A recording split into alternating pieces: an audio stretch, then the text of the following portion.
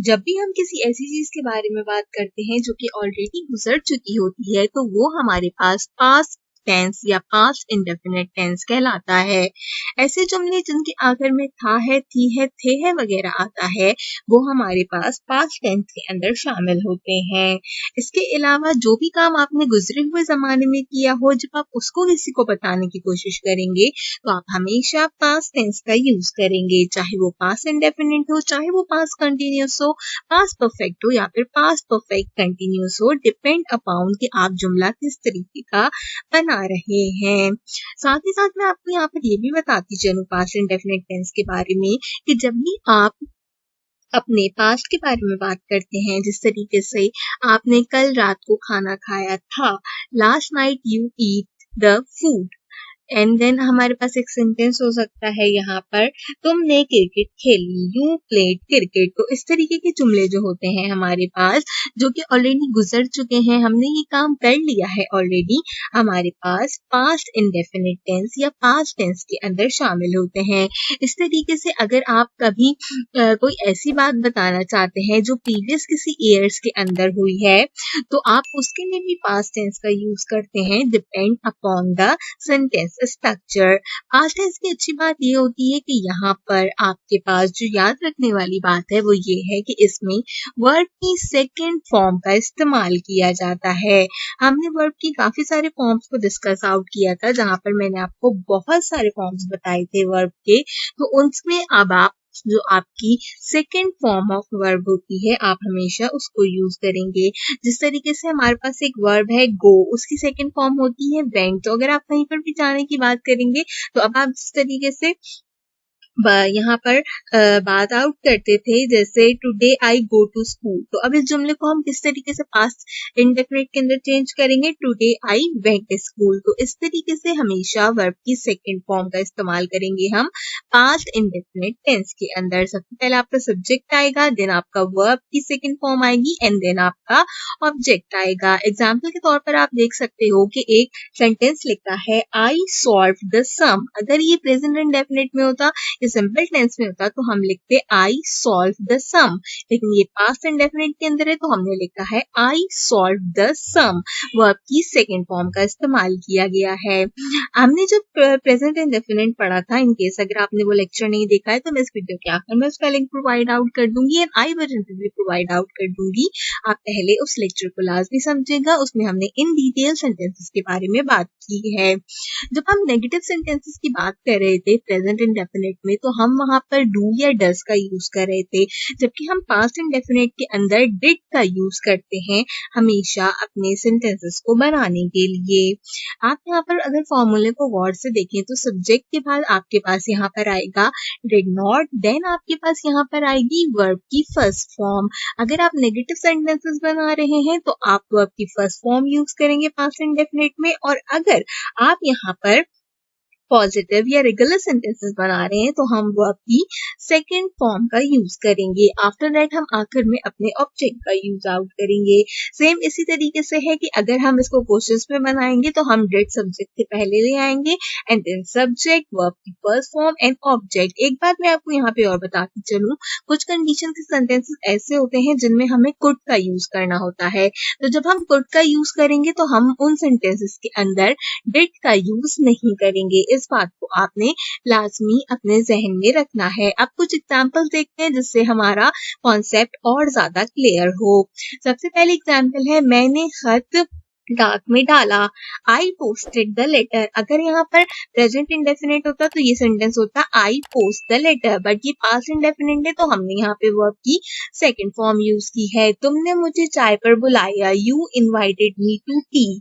हमारी टीम ने मैच जीत लिया, यानी कि हमारी टीम कल जो है वो मैच जीत चुकी है, पास्ट में बात जा चुकी है, तो our team won the match. लड़कों ने शोर मचाया, the boys made a noise. Majid ने खूबसूरत तस्वीर बनाई, Majid made a beautiful picture. दादी अम्मा ने हमें अजीब कहानियां सुनाई, the grandmother told us a strange story. अगर यहाँ पर हम जो है फर्स्ट फॉर्म की बात या फिर प्रेजेंट इंडेफिनिट की बात करते हैं तो यहाँ पे टोल्ड की जगह हमारे पास टेल का यहाँ पर जो हमारा वर्ड है वो यूज होता।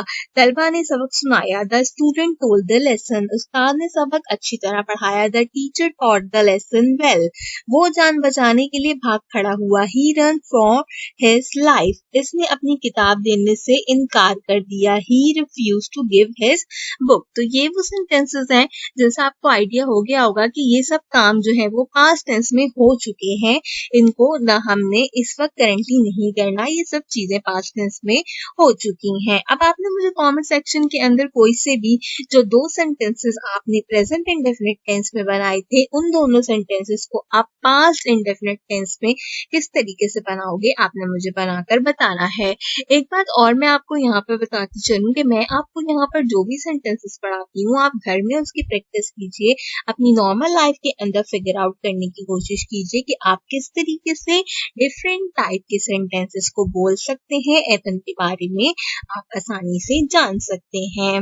अगला टॉपिक जो हम यहाँ पर कवर अप करने वाले हैं वो है हमारे पास future indefinite tense. Future indefinite tense की बात जहाँ तक है तो हम वहाँ पर आपको इसके नाम से अंदाजा हो गया होगा कि फ्यूचर इंडेफिनिट टेंस वो जुमले होते हैं हमारे पास जो कि हम आने वाले वक्त में करते हैं। हम जो भी काम आने वाले वक्त में करेंगे उसको हम फ्यूचर इंडेफिनिट टेंस के अंदर काउंट करेंगे। जिन जुमलों के आखिर में गा गी गे आता है, ऐसे जमानों में काम को बयान किया जाए जो कि आने वक्त वाले वक्त में किया जाए, वो हमारे पास फ्यूचर टेंस कहलाता है।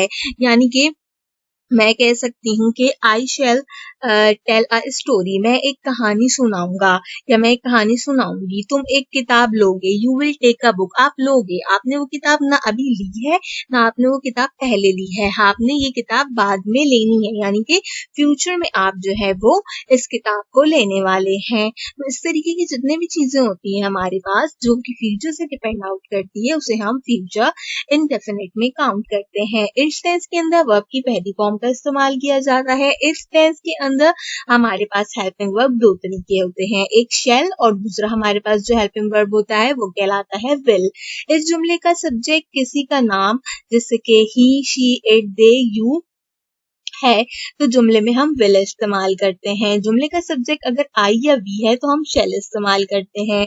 एक बात आपने नोट करनी है कि सब्जेक्ट के लिए विल या शेल का इस्तेमाल हमेशा ऊपर दिए गए रूल्स के मुताबिक होता है। ये रूल्स मैं आपको आगे चल के बताती हूँ कि किस तरीके से होते हैं। अगर आपने किसी बात पर जोर देना हो या किसी बात को यकीनी बनाकर पेश करना हो, मिसाल के तौर पे मैं कल लाहौर जरूर जाऊंगा, तो इस सूरत में विल और शेल का इस्तेमाल इकट्ठा हो सकता है। आई और वी के लिए विल इस्तेमाल करेंगे and he she they you it के लिए हम शेल इस्तेमाल करेंगे। अक्सर क्या होता है कि हम कोई चीज कहने की कोशिश करते हैं कि जैसे उन्होंने कहा है मैं कल लाहौर जरूर जाऊंगा, तो यानी कि वो इस बात का यहाँ पर इनिशिएटिव ले रहा है कि वो लाजमी कल लाहौर जाएगा।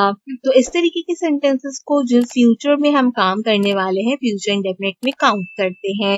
फ्यूचर इंडेफिनिट का formula same to same exactly वही होता है जो कि हमारे पास प्रेजेंट इंडेफिनिट टेंस में होता है, बट प्रेजेंट इंडेफिनिट टेंस के अंदर हमारे पास हेल्पिंग वर्ब थे डू एंड डज, जबकि फ्यूचर इंडेफिनिट टेंस के अंदर हम विल या शेल का इस्तेमाल करते हैं जुमलों के अकॉर्डिंगली। जिस तरीके का सेंटेंस होगा उस तरीके का हेल्पिंग वर्ब हम यूज करेंगे। अगर एक जुमला है वो स्कूल जाएगा तो इसकी इंग्लिश होगी he will go to school. और अगर मेरे पास यहाँ पर एक सेंटेंस है हम क्रिकेट खेलेंगे, तो इसकी जो हमारे पास इंग्लिश होगी वो क्या होगी, वी शैल प्ले क्रिकेट, क्योंकि अभी हमने डिस्कस किया था कि ही शी इट एंड आई के साथ हम विल का इस्तेमाल करते हैं, एंड बाकी के जो सेंटेंसेस होते हैं उनके साथ हम जो है वो ही शी इट के साथ हम sorry to say that will का इस्तेमाल करते हैं, एंड वी एंड आई जैसे सेंटेंसेस के साथ हम यहाँ पर शेल का इस्तेमाल करते हैं। तो नॉर्मल सेंटेंसेस जो बनेंगे वो सब्जेक्ट के साथ हम विल एंड वर्ब की फर्स्ट फॉर्म एंड ऑब्जेक्ट का यूज करेंगे। तो आपने कमेंट सेक्शन के अंदर प्रेजेंट इंडेफिनिट में जो भी सेंटेंस बनाया था उसको अब आपने कन्वर्ट करना है फ्यूचर इंडेफिनिट में। आपने वहां पे जो डू या डस का इस्तेमाल किया था उस सेंटेंस को आपने विल के साथ में इस शेल के साथ में अकॉर्डिंगली चेंज करना है एंड कमेंट सेक्शन के अंदर पेस्ट आउट करना है। नेगेटिव सेंटेंसेस में हम विल के बाद नॉट लगाएंगे एंड आपके जो क्वेश्चन या इंटेरोगेटिव सेंटेंसेस होते हैं उसमें विल को हम सब्जेक्ट से पहले ले जाएंगे। तो कहने का मकसद ये है कि एग्जैक्टली सेम वही चीज है। अगर आपने प्रेजेंट इंडेफिनिट टेंस अच्छे से समझ लिया था तो past tense and future tense आपके लिए समझना बिल्कुल भी मुश्किल नहीं है। एग्जाम्पल की हम अगर बात करते हैं तो हमारे पास सेंटेंस है we will she go to Islamabad. क्या वो इस्लामाबाद जाएगी? Will it hail? क्या ओले पढ़ेंगे?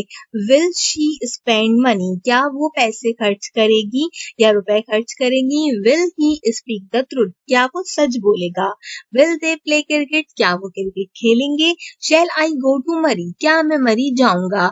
अगर आप अंदाजा लगाओ तो ये वो सारे के सारे सेंटेंसेस हैं जो फ्यूचर में होने हैं हमारे पास। ये वो हर एक काम है जिसको हम फ्यूचर में कंप्लीट करेंगे एंड कंप्लीट कर कर जो है वो हम उसको इस तरीके से आसानी से बोल सकते हैं। आखिरी के दो सेंटेंसेस है हमारे पास shall we go for a walk? क्या हम सैर के लिए जाएंगे?